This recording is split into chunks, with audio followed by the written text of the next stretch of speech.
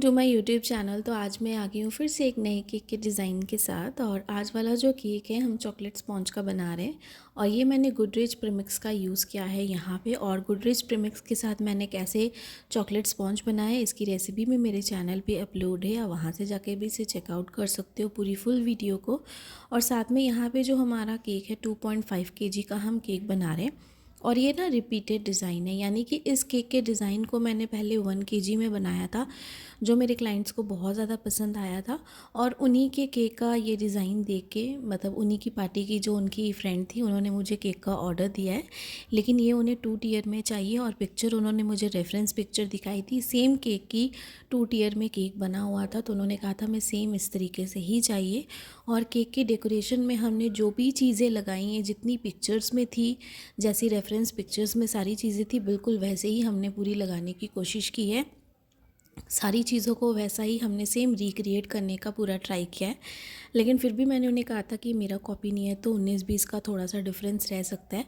But cake का जो design था, जब मैं आपको ओवरऑल लुक दिखाऊंगी तो बहुत अमेजिंग था और जैसा पिक्चर में था बिल्कुल वैसा ही बना।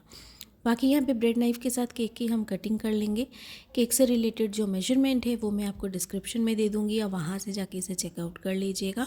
और साथ में यहाँ पे जो है ना, हमने 2 कंटेनर्स में, यानी कि 2 सेम कंटेनर्स में हमने 2 बैचेस में केक को बना लिया। और एक हमने छोटे अलग से टॉप सरफेस के लिए जो केक बनाया था उसे अलग 4 इंच पे हमने बना लिया। बाकी जो मेजरमेंट है वो तो मैं आपको डिस्क्रिप्शन में दे ही दूँगी, आप वहाँ से भी चेकआउट कर लीजिएगा। केक को अच्छे से ठंडा करने के बाद ही हमें डिमोल्ड करना है और केक को एकदम अच्छे से हमें फिल करना है केक टिन में, और अच्छे से उसे टैप करना है। उसके बाद ही हमें इसे बेकिंग के लिए रखना है, ताकि कोई भी एयर पॉकेट्स ना रहे, केक हमारा बिल्कुल फ्लैट शेप का बने। और यहाँ पे साथ में हमने जो केक बोर्ड है ये ले लिया, ये हमारा 10 इंच का ही केक बोर्ड है। और इस पे जो है हम अच्छे से क्रीम लगाएंगे। आप चाहो तो गनाश भी लगा सकते हो, मैं क्रीम लगाती हूँ, क्रीम के साथ भी काफ़ी अच्छा ये स्टेबल रहता है। तो फर्स्ट लेयर को हमने यहाँ पे रख दिया है। और रिपीटेडली जैसे मुझे आते हैं कमेंट्स कि मैम आप शुगर सिरप नहीं लगाती तो केक क्या बाद में हार्ड नहीं हो जाता, तो बिल्कुल नहीं होता है।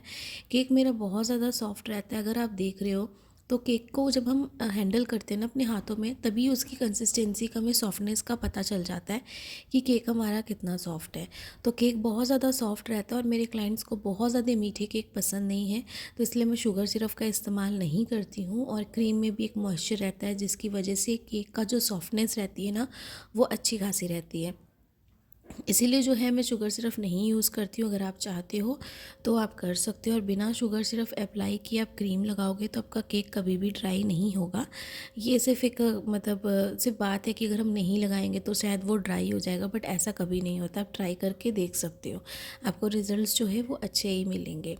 तो यहाँ पे हमने कैरेमल सॉस लगा दी। लेयरिंग को अच्छे से लगाने के बाद क्रीम की, और ऊपर में थोड़े से हमने चोको चिप्स जो है वो लगाए। चोको चिप्स हमें क्लाइंट्स ने कहे थे, इसलिए हमने चोको चिप्स यहाँ पे लगाए हैं। 1 बाय 1 जो प्रोसेस है लेयरिंग का वो हम करते जाएंगे। और साथ में क्रीम को किस तरीके से विप्ड करना है इसकी भी पूरी रेसिपी मेरे चैनल पे अपलोड है।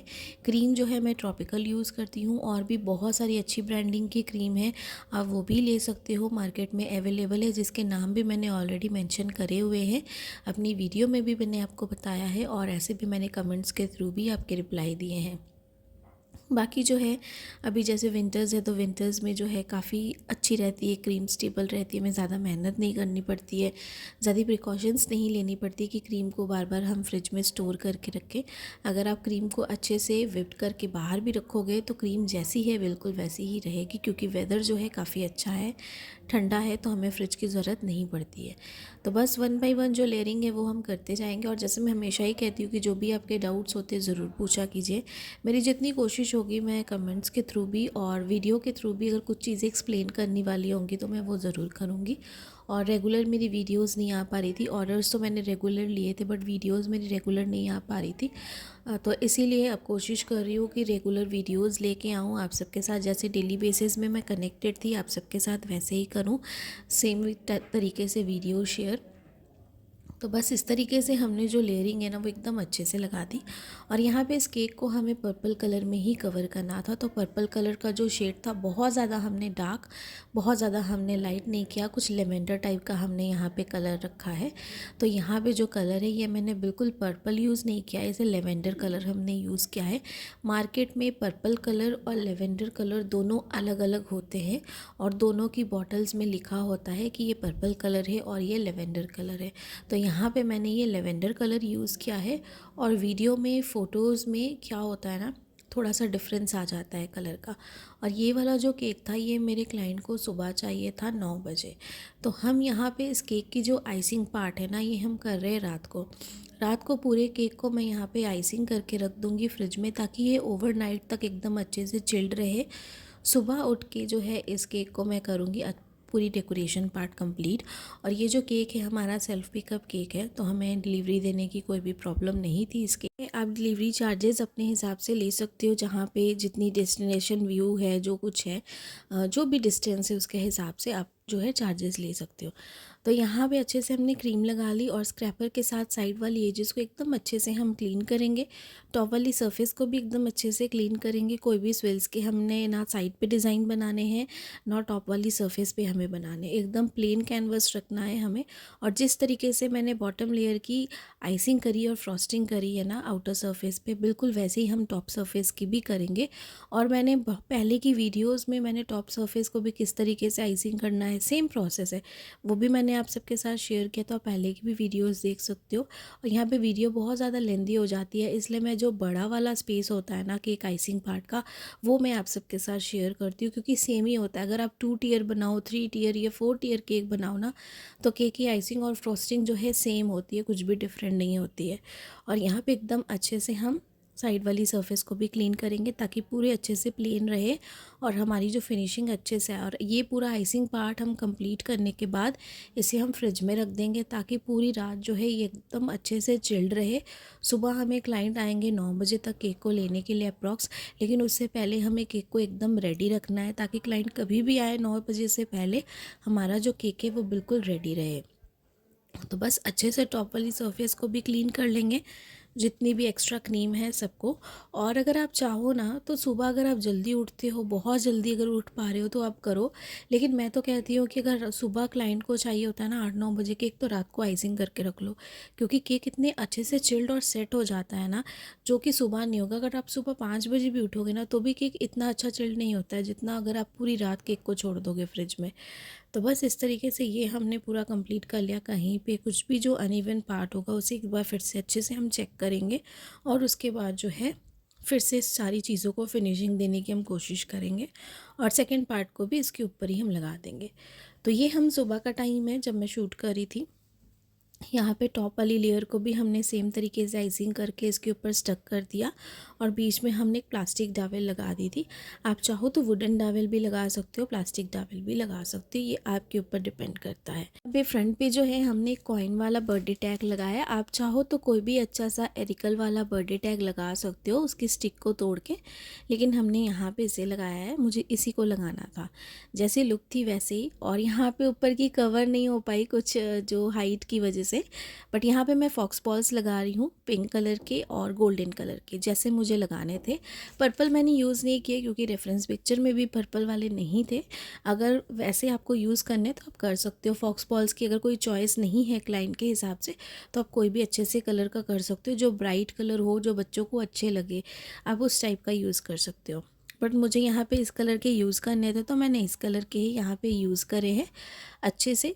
और इसे इसके साथ ना केक की डेकोरेशन बहुत अच्छी आती है। अगर आप सिंपल केक भी बनाओ, कोई भी एक अच्छा सा स्टिकर लगा दो और ऐसे फॉक्स बॉल्स लगा दो ना, बहुत अमेजिंग आते हैं केक की लुक। और मैंने भी फॉक्स बॉल के साथ तो बहुत सारे एनिवर्सरी केक और ऐसे बर्थडे केक्स तो कितने सारे बनाए हैं, जो आप सब ने देखे भी होंगे, जो मेरे रेगुलर व्यूअर्स हैं। जो फर्स्ट टाइम मेरे चैनल पे विज़िट कर रहे हो, प्लीज़ आप पहले की भी वीडियोस देखो, आपको बहुत अच्छे अच्छे केक डिज़ाइंस तो देखने को मिलेंगे ही, साथ में अच्छी अच्छी टिप्स एंड ट्रिक्स जो मैंने शेयर करी है वो भी आपको देखने को मिलेगी।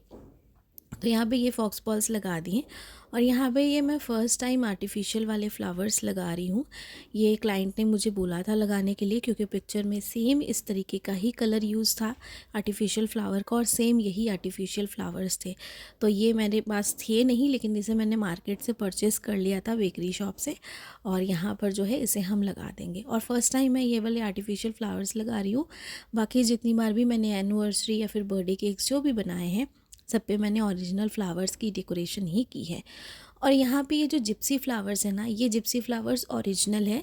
ये मैंने बैंगलोर जिप्सी यूज़ की है और केक जो थी रेफरेंस पिक्चर उसमें भी ये जिप्सी फ्लावर्स थे। तो हमने सेम इस तरीके से ही ये जिप्सी फ्लावर्स जो है इन्हें भी लगा दिया है यहाँ पे। और केक अगर आप देखो ना, कभी भी प्लेन केक बना रहे हो, साइड पे बहुत ज़्यादा डेकोरेशन नहीं है ना, तो केक की फिनिशिंग को देने की पूरी कोशिश करिए आप, ताकि केक की लुक ज़्यादा अच्छी आए।